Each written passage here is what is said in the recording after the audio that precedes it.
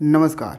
Welcome to Bihar civils. मैं हूं आलोक सिंह और आज के इस वीडियो में डिस्कस करेंगे 17 जनवरी 2022 के बिहार करंट अफेयर्स, साथ में नेशनल और इंटरनेशनल इवेंट्स भी डिस्कस करेंगे।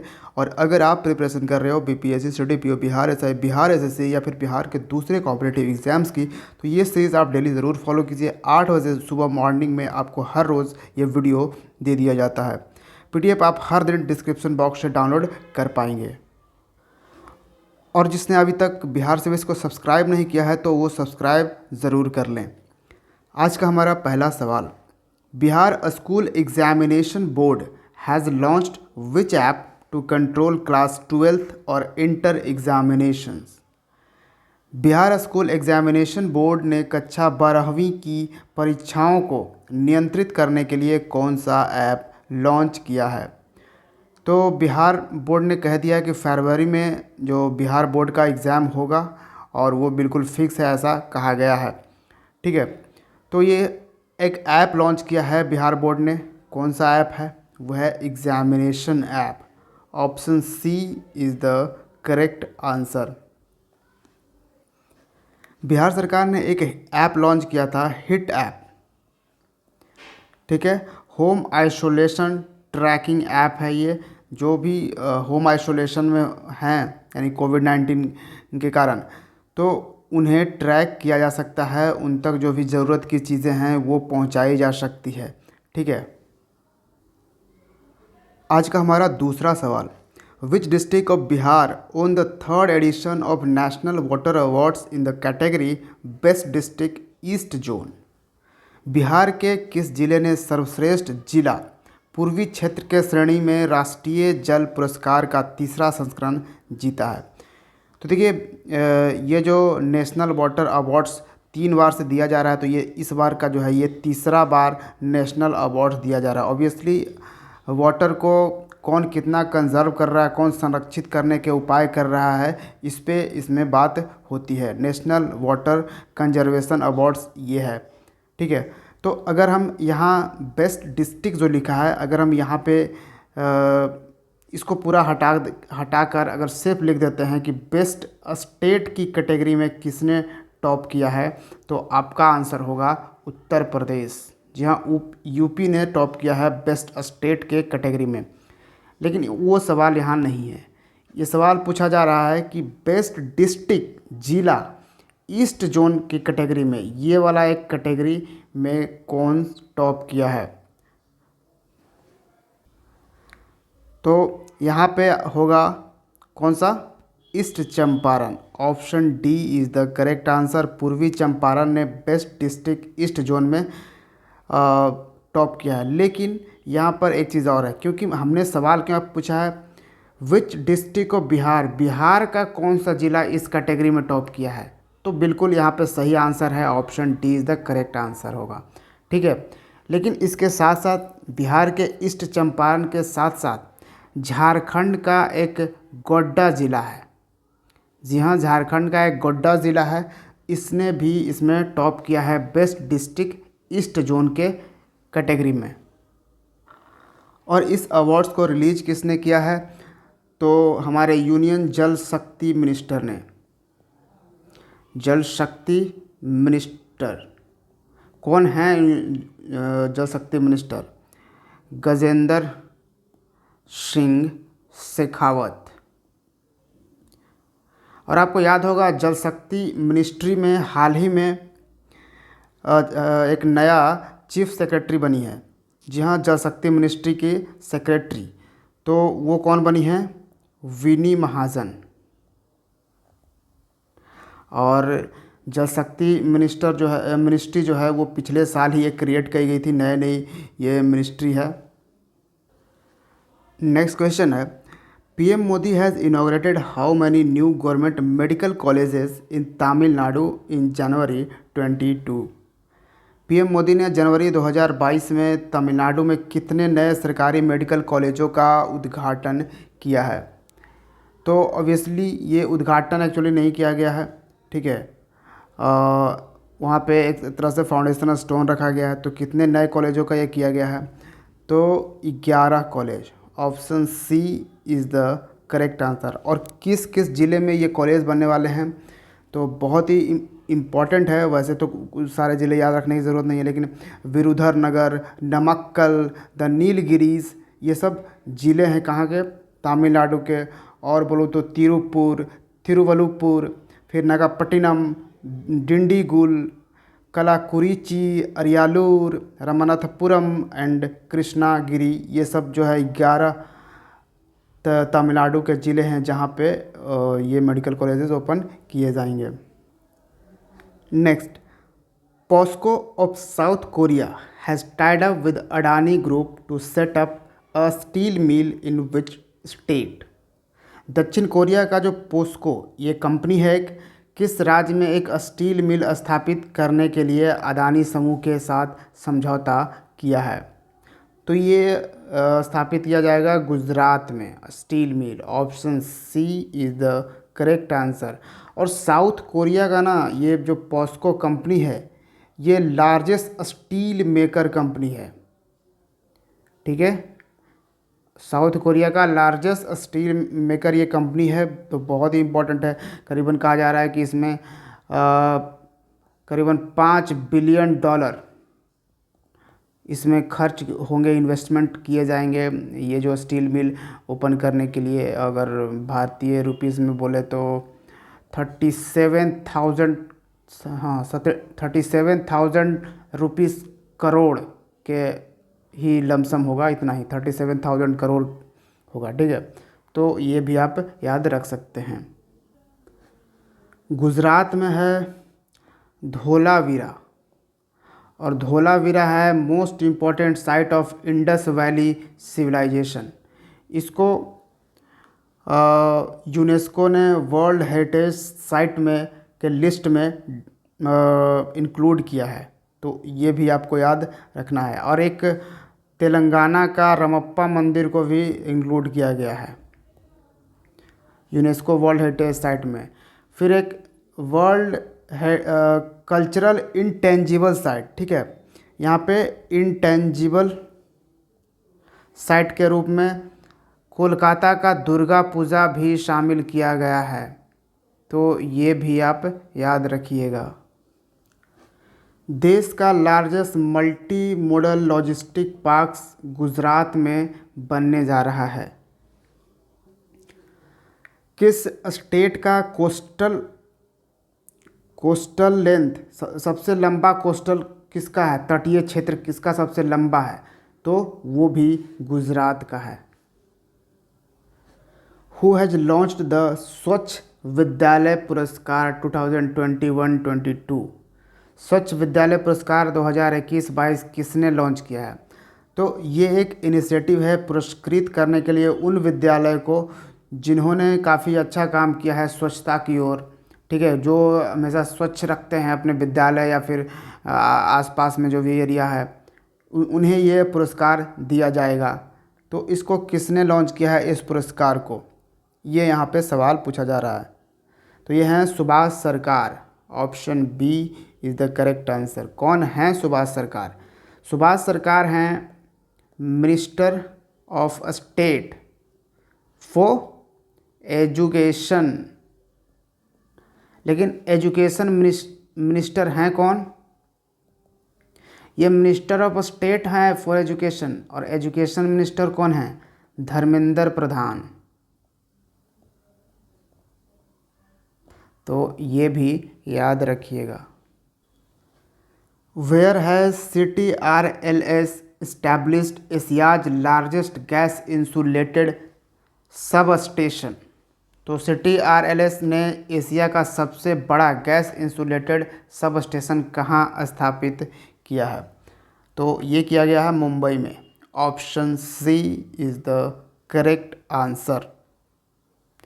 और करेंटली कहा जा रहा है कि करीबन 300 मेगावाट इसमें इक्विप्ड होगा।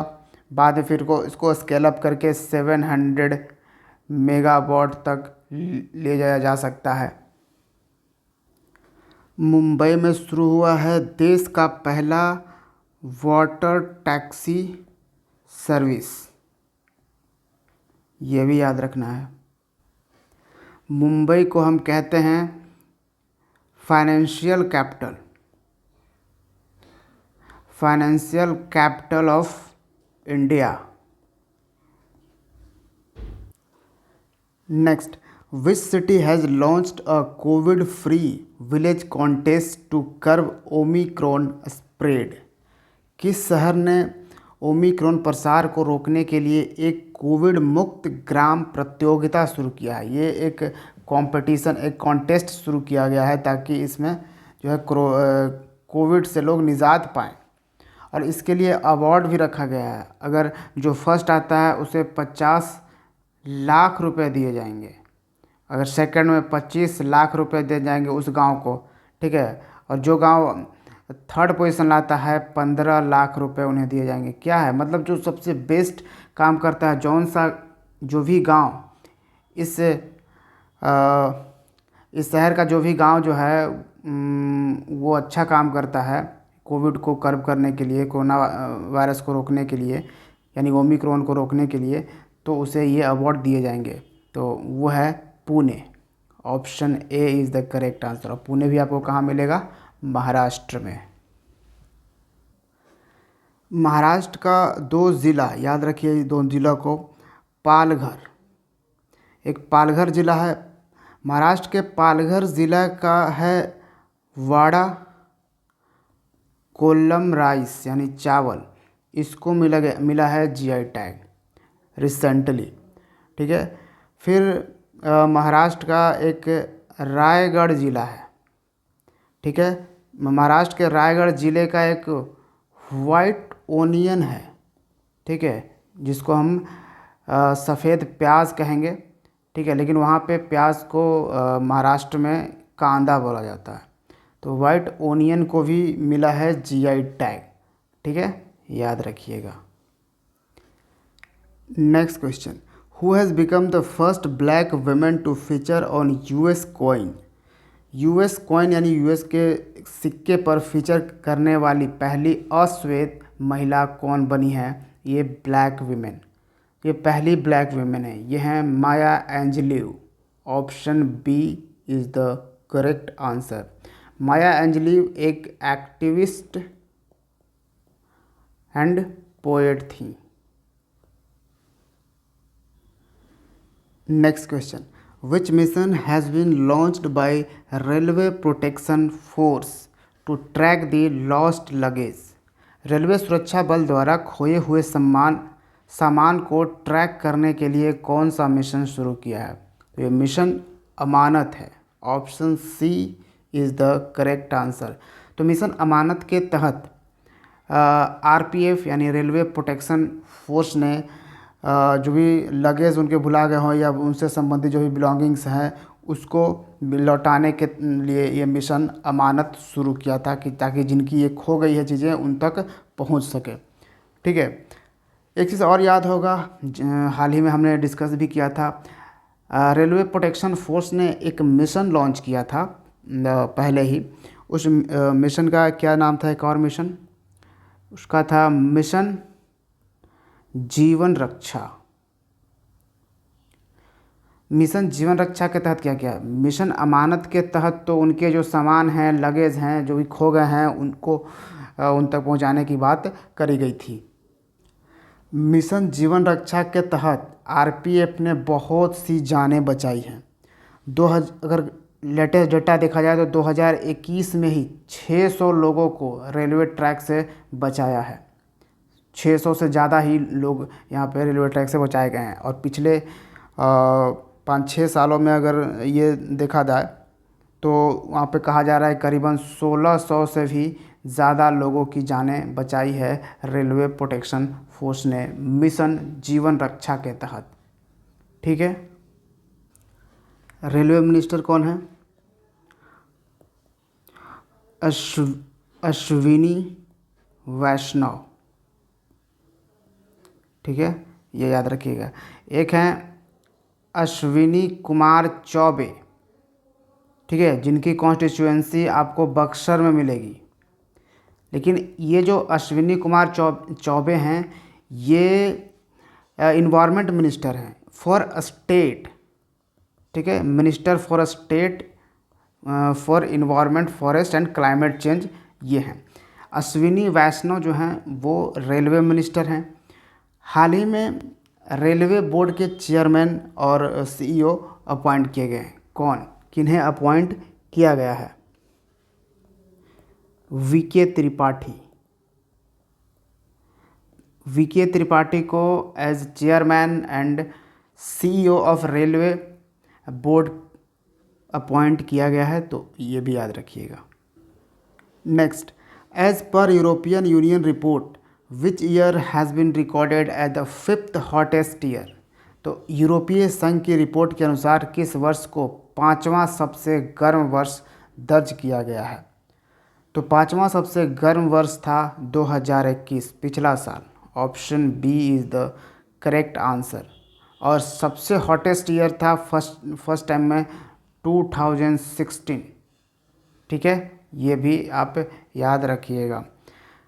अच्छा, इसमें सबसे बड़ा कंट्रीब्यूशन किस गैस का है ग्लोबल वार्मिंग में? ये जो ग्लोबल वार्मिंग है इसमें सबसे बड़ा कंट्रीब्यूशन किस गैस का रहता है? CH4 methane.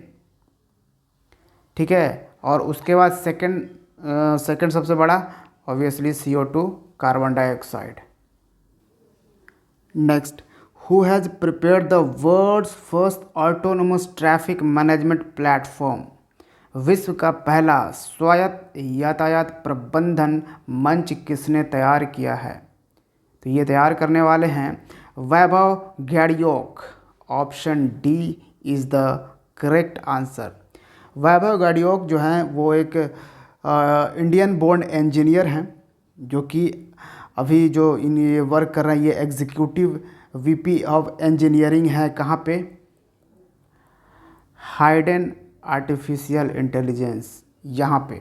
और ये कहाँ पे आपको मिलेगा? ये है सिलिकॉन वैली में। Silicon valley. अब आप पूछोगे सिलिकॉन वैली कहाँ पे है?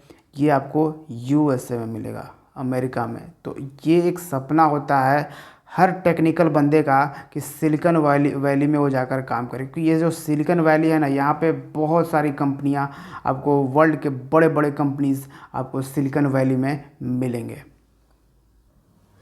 नेक्स्ट और मोस्ट इम्पोर्टेंट सवाल, when is Indian army day observed. तो भारतीय सेना दिवस कब मनाया जाता है? तो ये हम मनाते हैं 15 जनवरी को। Option D is the correct answer. अच्छा, 15 जनवरी को ही हम इंडियन आर्मी डे क्यों ऑब्ज़र्व करते हैं? क्योंकि आपको मालूम होना चाहिए 15 जनवरी 1949 को पहला कोई भारतीय इंडियन आर्मी का, याद रखिएगा मेरे शब्द, पहला कोई भारतीय इंडियन आर्मी का कमांडर इन चीफ बना था। ठीक है, क्या? Commander in chief. और ये कौन थे? KM करियप्पा। ठीक है, इंडियन आर्मी का चीफ कौन रहता था? क्योंकि हम एक टाइम में गुलाम हुआ करते थे, तो ऑब्वियसली ये ब्रिटिशर्स था इंडियन आर्मी का कमांडर इन चीफ। लेकिन पहला 15 जनवरी 1949 को पहला कमांडर इन चीफ कोई भारतीय बना, और वो बने KM करियप्पा। ठीक है, तो इसी दिन को हम मेमोराइज़ करने के लिए इसी दिन को के याद में हम मनाते हैं इंडियन आर्मी डे। ठीक है, एक सवाल यहाँ और, तो हमारा last Britishers commander in chief कौन था जिसके हाथों से जो कमांडर इन चीफ का जो पोस्ट है वो किसी भारतीय ने लिया? वो था Francis Roy butcher. Francis Roy butcher से कमांडर इन चीफ किसने लिया? तो भारतीय KM करियप्पा ने। तो इस चीज़ को याद रखिएगा। अच्छा, 2022 में हम ये कौन सा इंडियन आर्मी मना रहे हैं? Indian army day 74th। अच्छा, और के एम करियप्पा भारत में कहाँ से बिलोंग करते थे? कर्नाटक से। ठीक है, इसको भी याद रखिएगा। तो ये था आज का करंट अफेयर्स। वीडियो को ज़रूर लाइक कीजिएगा। Thank you for watching Bihar civils. See you in the next video. जय हिंद।